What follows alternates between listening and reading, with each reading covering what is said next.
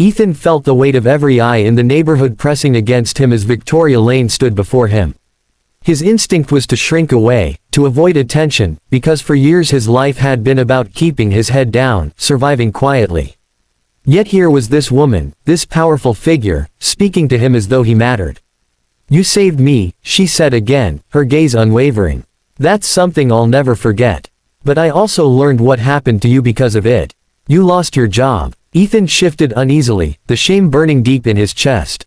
"It's fine. I'll manage. People lose jobs all the time." Victoria shook her head softly.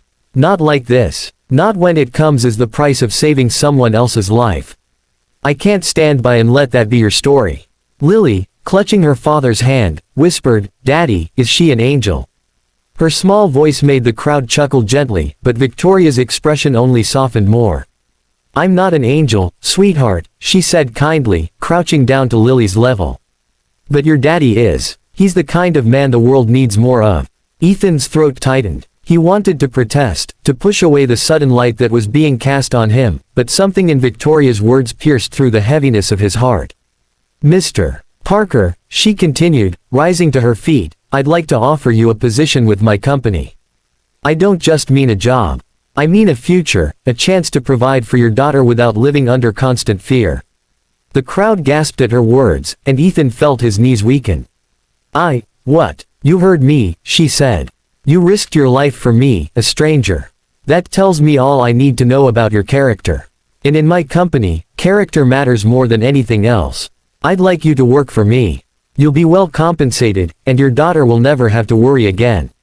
Ethan's heart raced, but his pride fought against the lifeline dangling in front of him. "I don't want charity," he muttered.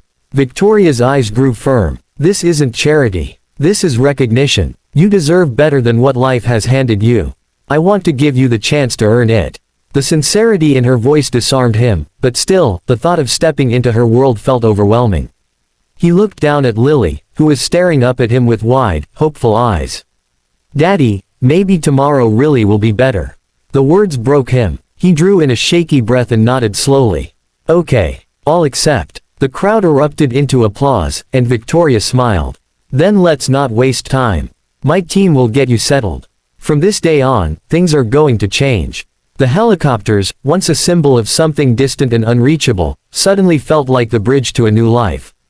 Ethan squeezed Lily's hand, whispering, "Maybe mommy really did send an angel." The next few days were a blur. Ethan found himself escorted into a world he never imagined, boardrooms with glass walls overlooking the city, suits tailored for him so he no longer stood out as the tired man in worn clothes, and a salary that made his jaw drop.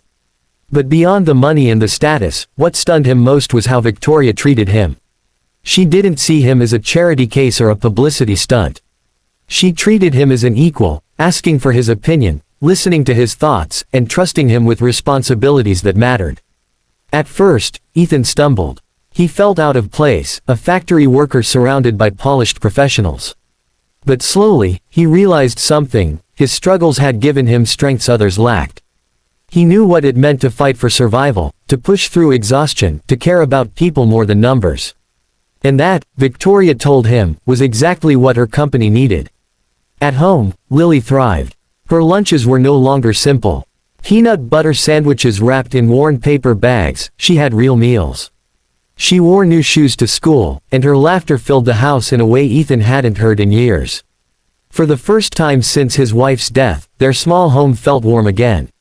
Yet, despite the blessings, Ethan carried a quiet fear in his heart. He worried that it was all temporary, that one day it might disappear.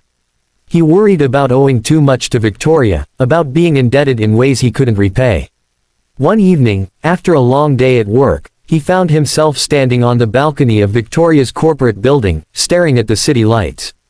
She joined him silently, holding 2 cups of coffee.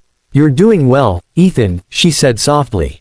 "I still feel like I don't belong," he admitted. "Like any moment, someone's going to realize I don't deserve this." Victoria handed him a cup and looked at him firmly. "You belong more than most. Do you know why I built this company?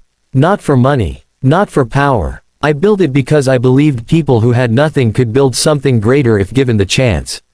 You're living proof of that belief." Her words sank deep into him. For the first time, he felt not like a man being rescued but like a man who had earned his place. That night, when he tucked Lily into bed, she whispered, "Daddy, I think Mommy is proud of you." Tears filled his eyes. He kissed her forehead and whispered back, "I hope so, baby. I really hope so." And for the first time in years, he believed that tomorrow would not only be better, it would be brighter than he had ever imagined.